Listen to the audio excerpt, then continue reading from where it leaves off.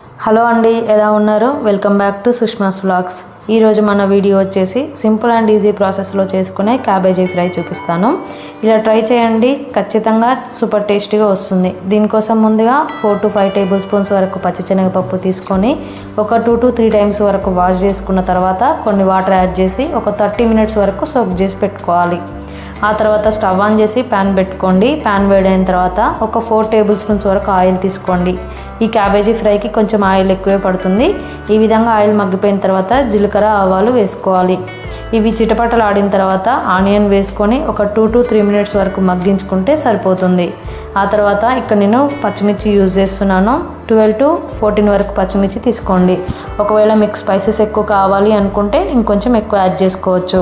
ఆ తర్వాత ముందుగానే సోక్ చేసి పెట్టుకున్న శనగపప్పు, కరివేపాకు వేసుకొని ఒక 4 to 5 minutes వరకు మగ్గించుకోండి.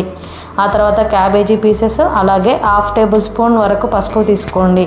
ఈ విధంగా ముక్కలకు బాగా కలిసేలాగా కలబెట్టుకున్న తర్వాత ఈ క్యాబేజీ ఫ్రై వేగుతున్నప్పుడు కొంచెం ఆయిల్ అనేది అబ్జర్వ్ చేసుకుంటుంది. అందువల్ల మాడిపోయే అవకాశం ఉంటుంది. మధ్యలో కలుపుతూ మీడియం ఫ్లేమ్ పైనే మూత పెట్టి ఉడికించుకోండి.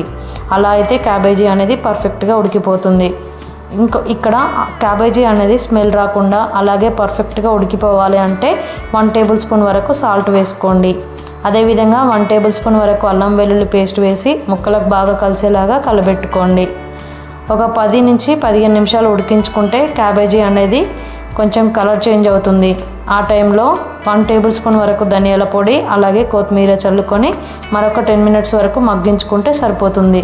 సింపుల్ అండ్ ఈజీ ప్రాసెస్లో క్యాబేజీ ఫ్రై రెడీ అయిపోయింది.